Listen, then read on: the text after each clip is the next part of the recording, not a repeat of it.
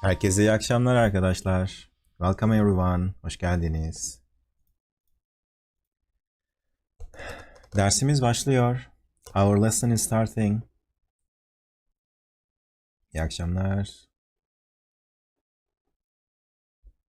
I see so many people in the voice channel. That is really motivating to see. İyiyim Jay, sen nasılsın?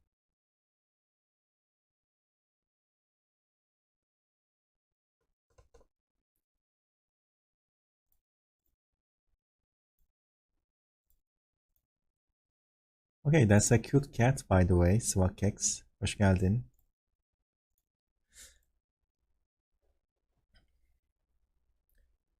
Okay, I see some regular members, some new faces.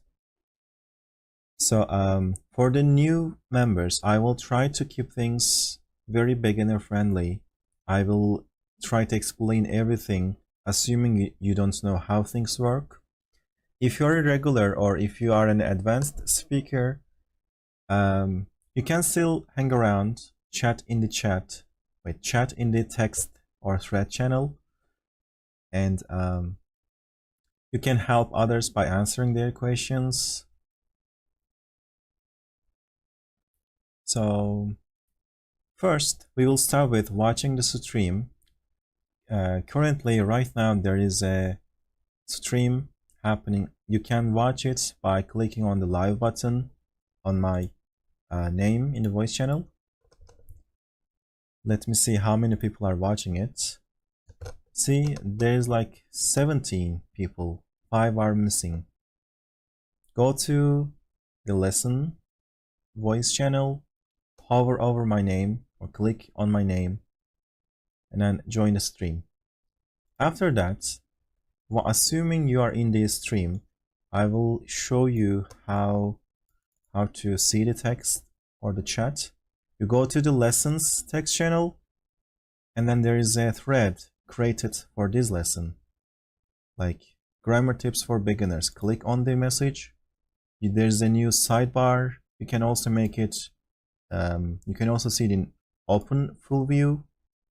It will be like a sub channel here. You can see the full text, full channel. And also to watch the stream in full screen, go to the right button and there is the pop out here. When you pop out, it will be put on a new window. This way you can watch it on full screen. Okay? Like you can do things like this. You can read the chat, watch the stream. It will be more convenient. If you're on the phone, unfortunately, it's not possible to do this. This is only for desktop users. Yeah, the infinite loop. Okay, so let's go back to our lesson, our topic for today. Bakalım bugün ne yapacağız? So a new year started, so we are also recycling the old lessons. We are also doing new lessons. We are doing beginner lessons. For now, we started with beginners. So last week, there was a general tips on how to study, and this time, the tips will be specifically for Turkish. We will learn some grammar basics and principles of the Turkish language, and then the top 3 grammar subjects to build sentences. It will not be a full or comprehensive grammar lesson. There will be resources, links for further reading. I will only briefly talk about them, then we will do some practice at the end. And that's all. At the end of this lesson, hopefully you will have an idea how to build a sentence in Turkish. So we are starting with basics and principles. We will talk about the characteristics of the Turkish language. Okay, wait. I need to do this. Okay, So first things first.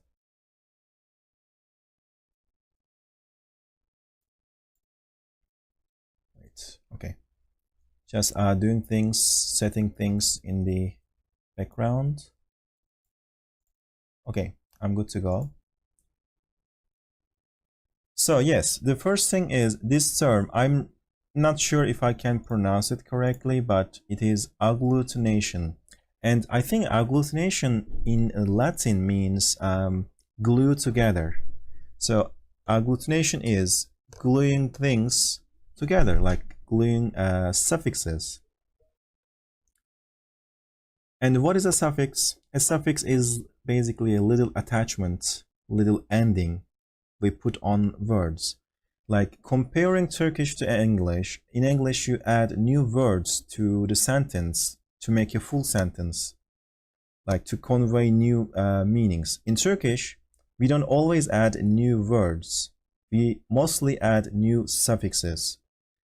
And most of the time, or sometimes, a full word can convey a full sentence, like a full meaning. Like gidiyorum can mean I'm going as a full sentence.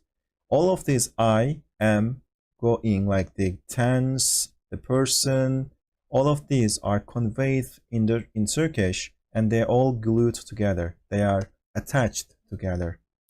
And the other example, arkadaşımsın.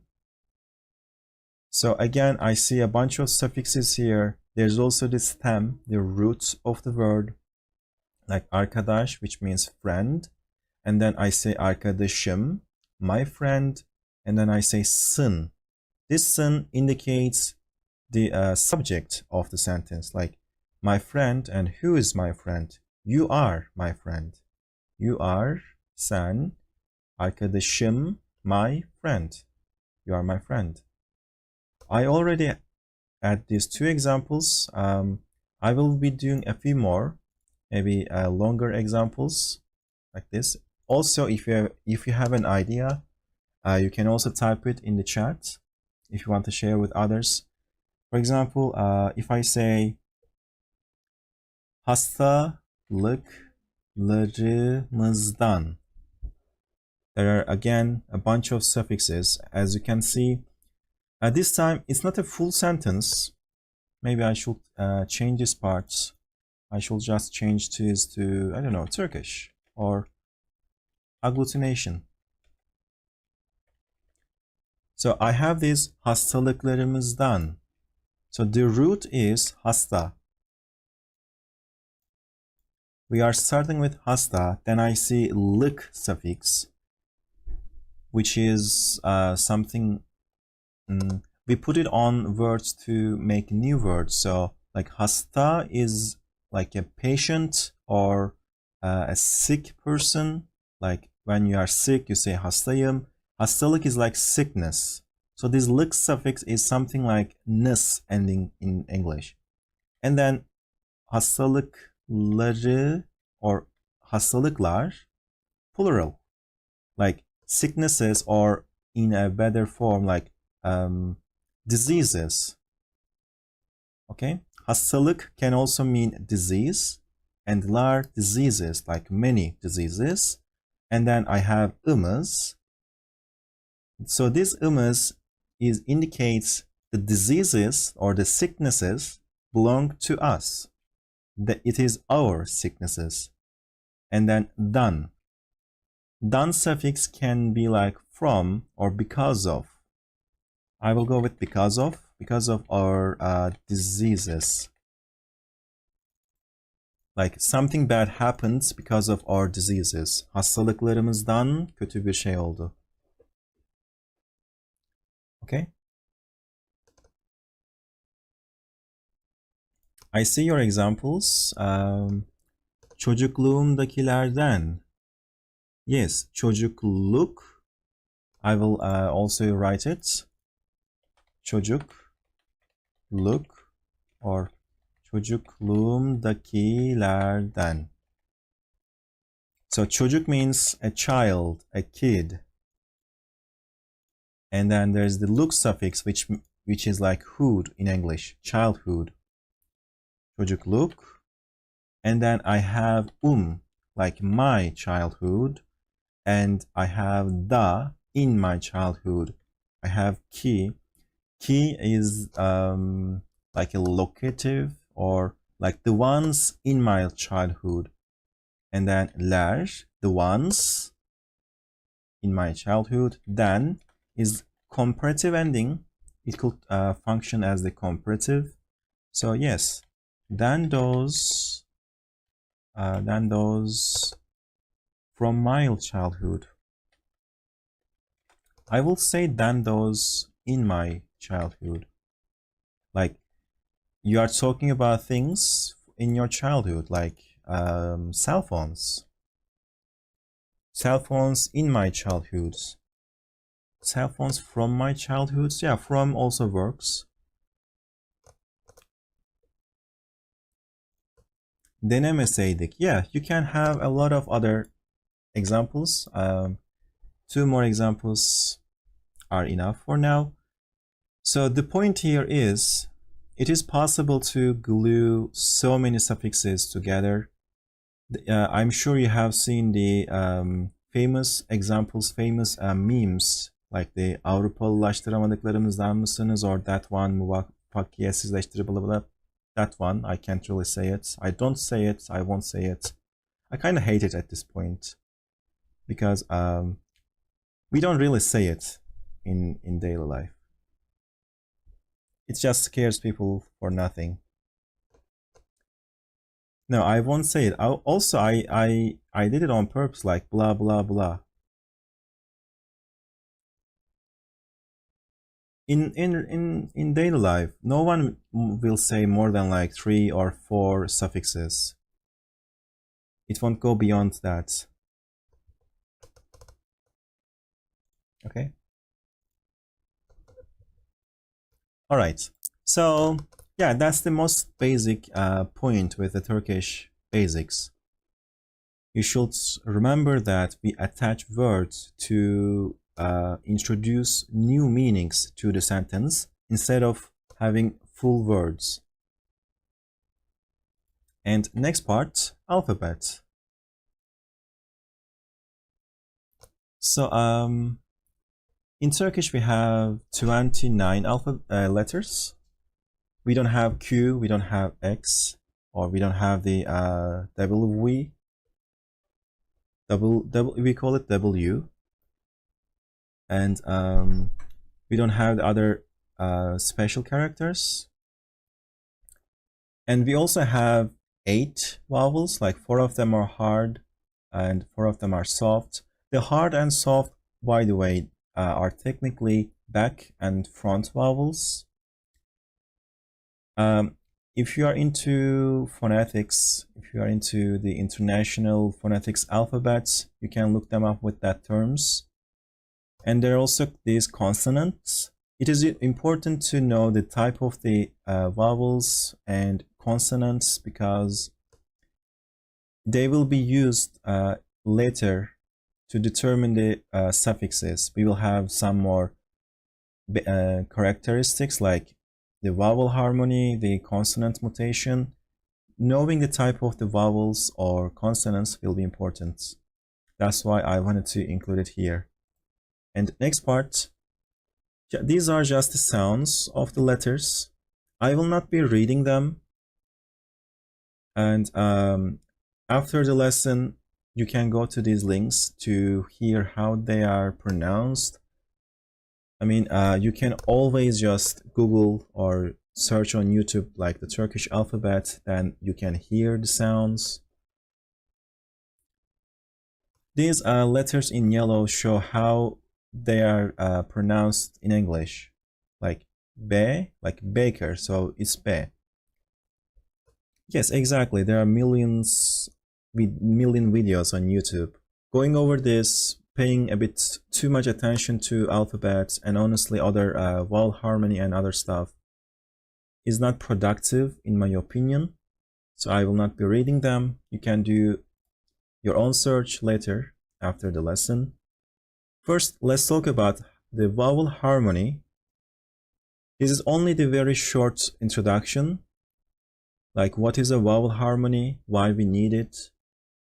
We need it to make things sound easier and better. Like, sometimes there are different options, there are different alternatives to choose suffixes. Like, when you use the plural suffix, in my example, the four-way example, there's ev, which means house, or there's araba, which is a car. So like you can either say arabalar or kediler. Kedi is a cat. So like imagine saying kedilar or arabalar. It sounds weird. It sounds difficult. These two-way or four-way vowel harmony, they are actually rules based on the convenient way to pronounce things. They are not like random. They are for pronunciation. And again, with this link after the lesson, you can see the details of these letters or details of these rules. You just need to memorize these 4 conditions here and the 2 conditions here. So basically, these lar or lar suffix, they are the plural suffixes. So like if you want to say like cars instead of car, you need to add the plural suffix. And the two-way vowel harmony shows you which suffix to choose, like lar or lar. With this a, you need to choose lar, so arabalar. Or with this four-way, which is more complicated, we usually have four-way vowel harmony with accusative or dative and some other noun case endings. Most of the time, four-way is more common. You will see it more than two-way. But wait, kumsalla, kumsalla. This is not a correct example, by the way. This is dative. This shouldn't be a. Let me change it. Kumsalı. Yes, kumsalı. The accusative case again. So yeah, you can see the different examples. Like göz means eye, and if you want to use göz as the direct or definite object, you have to say gözü. So you need to have ü, because this rule after ö or ü, you need to choose ü. Yes, Lila, exactly. Dative follows two-way. That's what I changed the dative to accusative. That was a little mistake. When you learn a new case, you should learn, or when you learn a suffix in general, you should learn which vowel harmony it uses. There will be a lot of other suffixes that you will see. So always look up and see the vowel harmony they use. Like when we talk about tenses, for example, they use four-way. When we talk about plurals, they use two-way. Or within the noun cases, dative noun case, like when you say to, it uses two-way, so a or e. Or when you use accusative, it uses four-way. That's just the idea on how to choose the correct ending, the correct suffix. Okay. So next, consonant notation. The other important thing you need to be aware of while building your sentences, because let's take a look at this example. Kitap, it means book. But if you saw the book as your direct object, your definite object, like I saw the book, you have to add this ı suffix. But you cannot say kitabı buldum or kitabı gördüm. You have to change the final letter to the B based on these rules. Like P, B, Ç, C, T, D, K, mostly soft G, sometimes the normal G based on the letter that comes before it. If there's like N before it, it becomes G, like renk, rengi. Or other times it turns into soft G, like köpek, köpeği. Okay. And hardening is also important because there are different alternatives to choose from while having noun cases. Like we have the locative case, basically in, on, at in Turkish, like in the house, at the school, in the car. The da suffix is used for that, but some words, they have che at the end or pe at the end.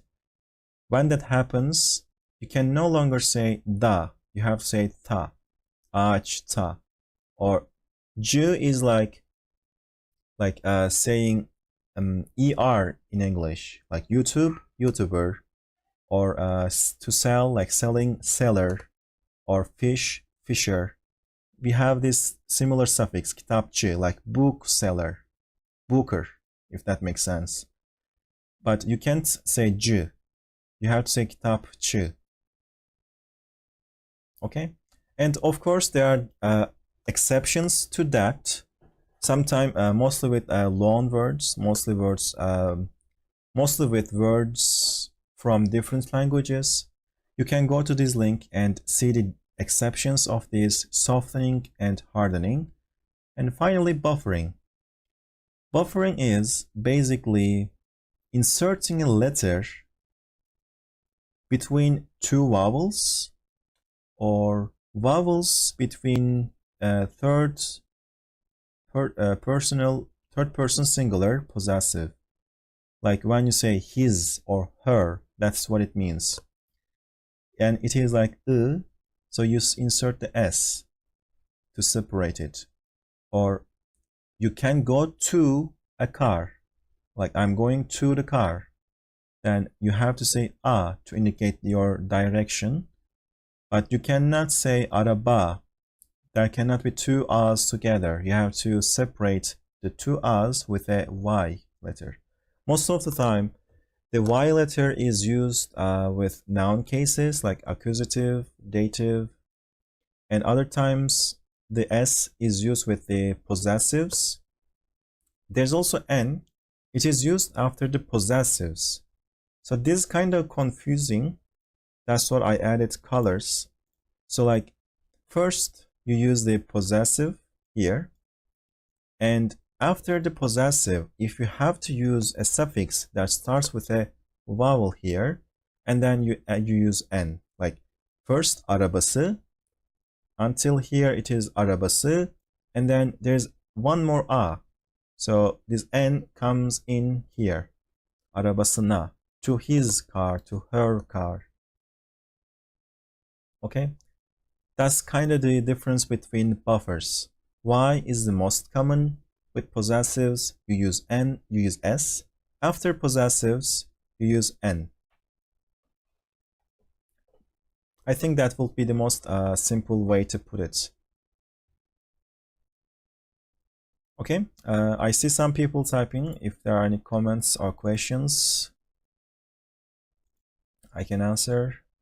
Again, I really don't want to spend too much time on this. Ghost typers. Okay, I will be moving to dropping or adding words. Okay, that one is less grammar or less technical. It's more like common ways to say things. It is still worth mentioning that we drop pronouns most of the time. And pronouns are things like I, you, he, she, it, or they, or we, or you in the plural sense. Most of the time we drop them.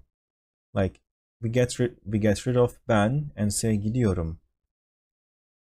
You can only just say gidiyorum and it will be I am going. This ending here will indicate ben gidiyorum, I am going. Or this sun ending here. Wait, yeah, I have to change this. Ben gidiyorsun. Sen gidiyorsun. Like you don't have to say sen. You can only just say gidiyorsun. Sen gidiyorsun. And yeah, markets.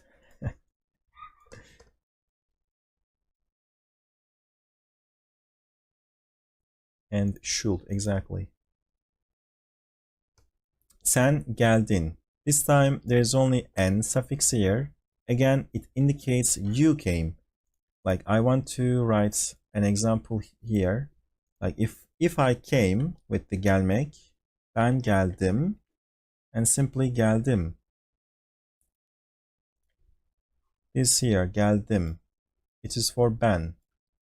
Ben geldim. We use these endings to mark the subject, to mark the person we are talking about, so we don't really have to use them. And one more thing, this part, I don't think you will see this in books. This is morely my observation from talking to learners. Like sometimes some verbs require an object. Unlike English, like in English you can only just say pişiriyorum. Like you can just say I'm cooking. Like what are you doing? How is it going? I'm cooking. That will be a response. But in Turkish, ne yapıyorsun? What are you doing? Pişiriyorum. That sounds weird in Turkish. Like I'm cooking sounds weird. It sounds incomplete. In Turkish we say yemek pişiriyorum. Like I'm cooking food. Even if you don't mention which food it is, you still need to say yemek pişiriyorum, or you should say. Pişiriyorum is technically correct, but it won't sound natural. Okay, and okuyorum, like how is it going? How have you been? And then you will be like, I'm fine, I'm just reading. In Turkish we will say ne yapıyorsun? Okuyorum. No, we don't say okuyorum. We will say kitap okuyorum. Like you don't have to mention the name of the book, but you have to mention that you are reading a book. Or maybe you are reading a newspaper. Whatever you are reading, you have to indicate it. You have to say the object. Kitap okuyorum or yemek pişiriyorum, yemek yiyorum. Like again, in English you will be responding with like I'm eating, I will be there later. Yemek in Turkish you have to say yemek yiyorum. Okay? Lila, no, there is no extensive list, and that's not the only ones. There are other more. There is like oynamak, for example, that I can think of. Oynuyorum, like I'm playing. Yeah, in English you can say like, how are you doing? I'm fine, I'm just playing. But in Turkish, ne yapıyorsun? Oyun oynuyorum. I'm reading a game. I'm reading oyun. You need to indicate the object. Okay? And yeah, as I mentioned, in books that will be not mentioned, I guess. This is only my observation. This is only what I see from learners, like the most common mistakes. We have seen a few examples in Beginner Turkish channel here. Okay.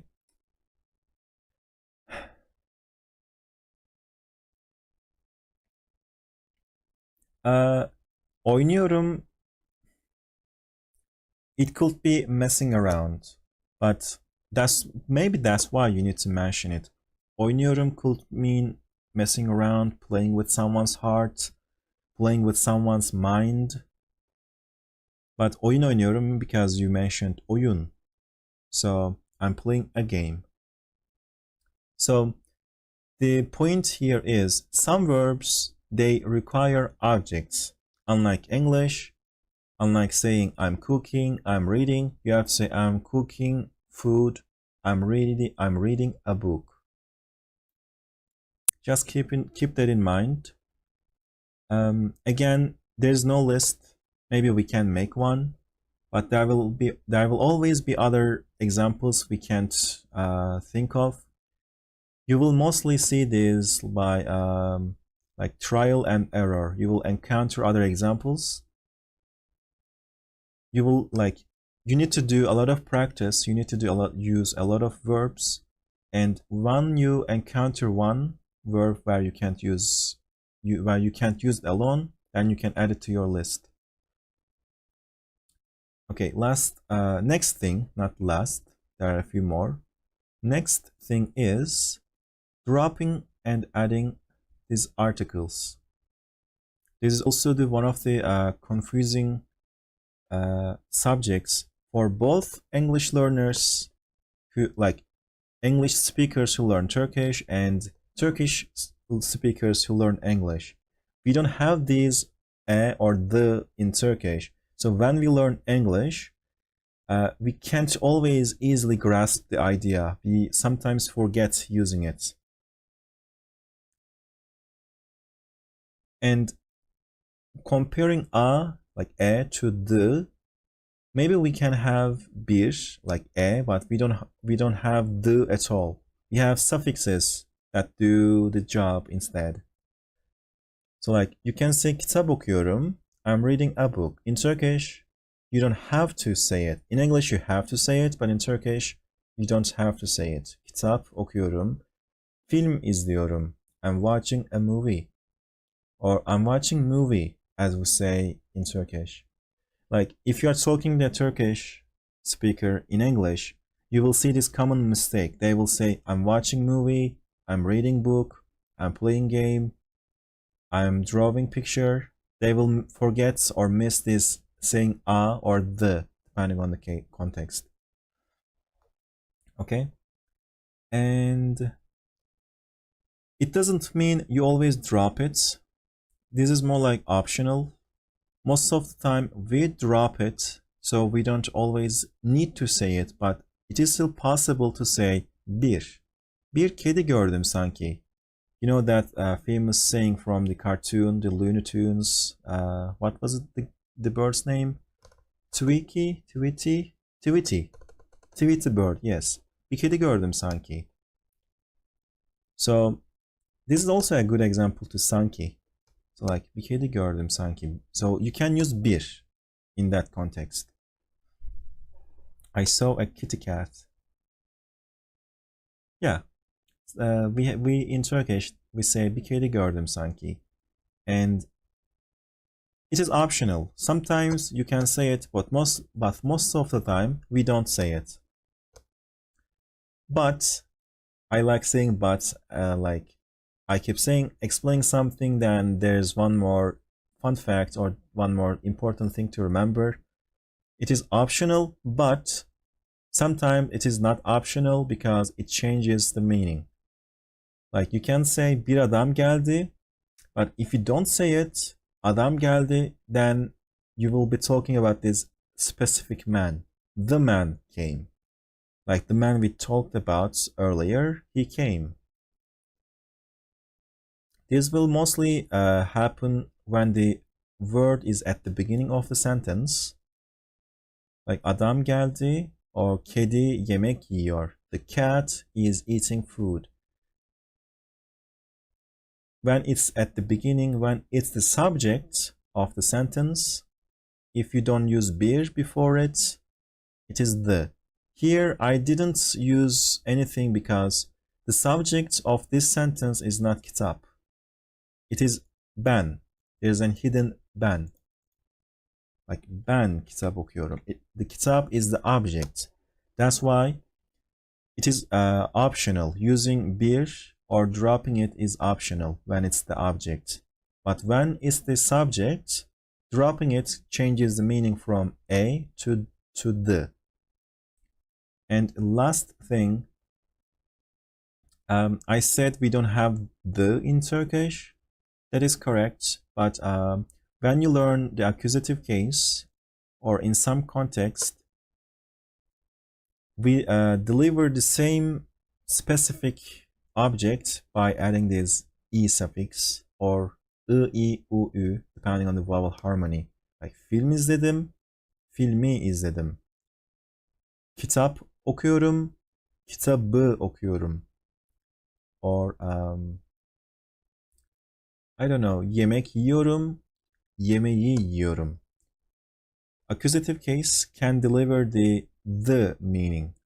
But I don't like calling accusative as the Turkish equivalent of the, because in dative there's also the. Like if you say okula gidiyorum, there's again the here. I'm going to the school. Even if it's not with accusative, there's still the. Thinking of accusative as the Turkish the is a nice or easy way to remember, but it may not always be correct. Because as you can see, sometimes dative also uses the.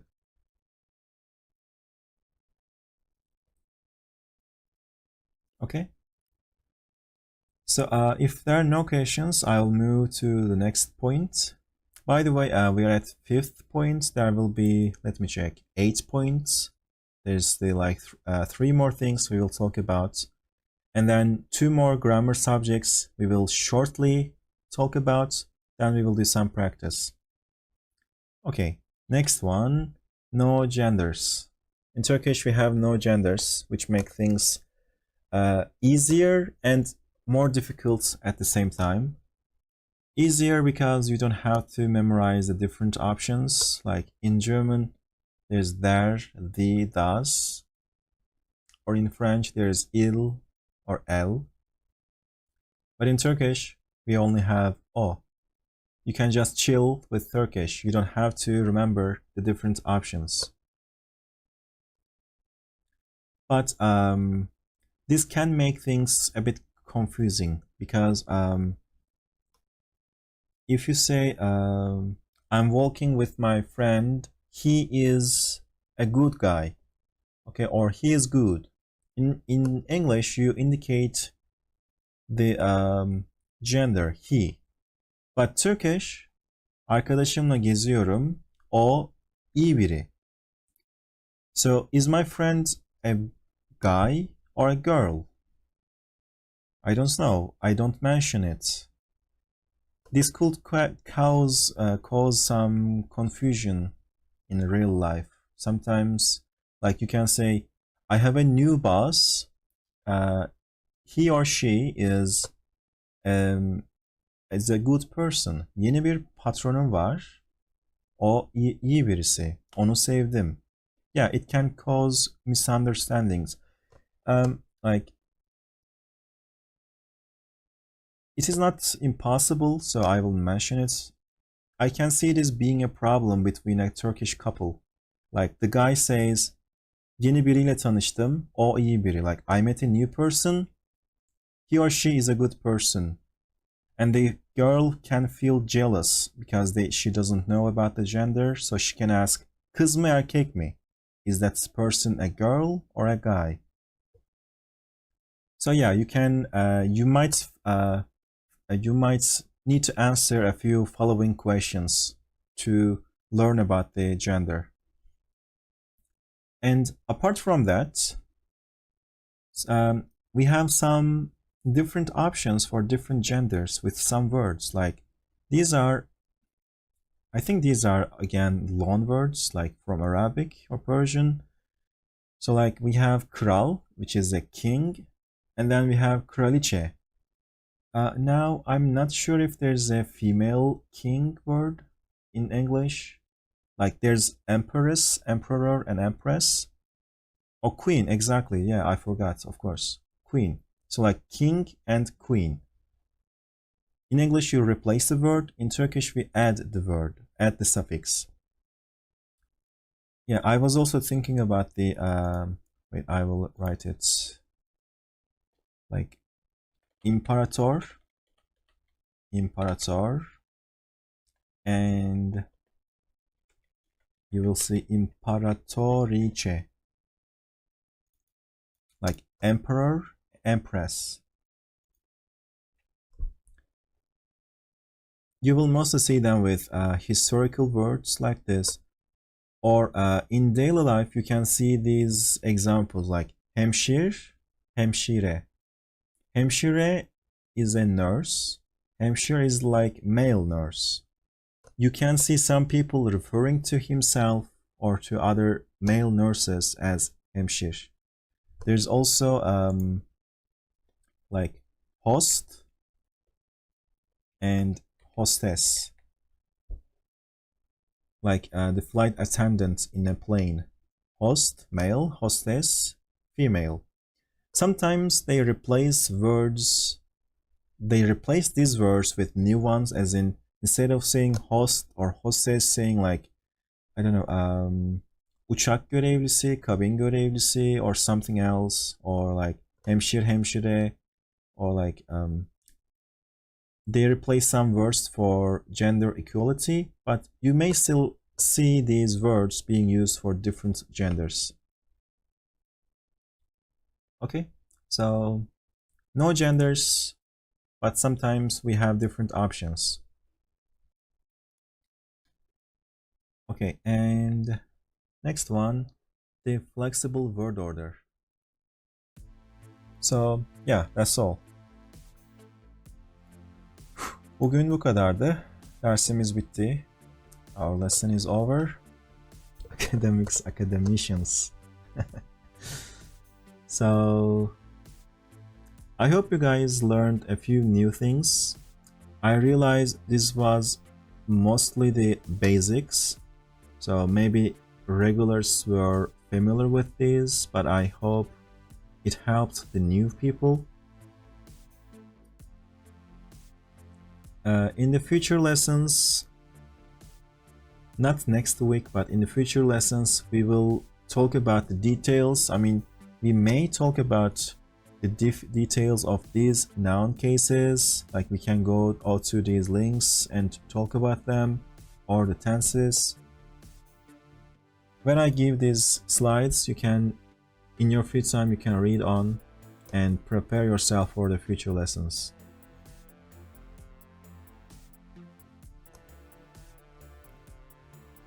Okay, so let's play a music from, let's play. Wait, where's play? I don't see the play button, the play command. Oh, because, yeah, wait. Play Cem Karaca. A random song from Cem Karaca.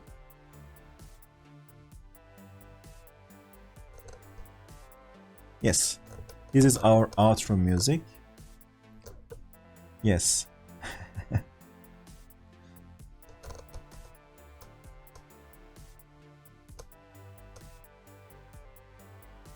So you can stay and listen to music if you want, but I will be leaving.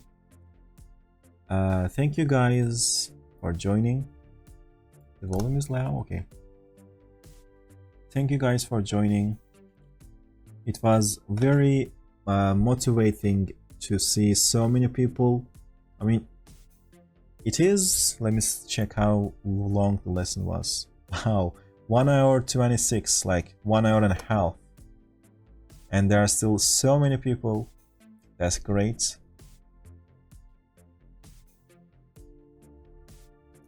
Okay.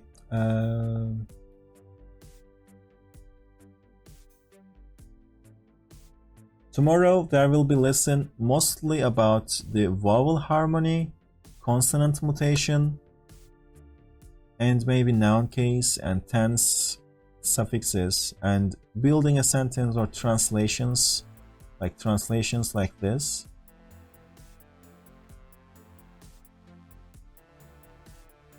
So don't forget to check this homework channel.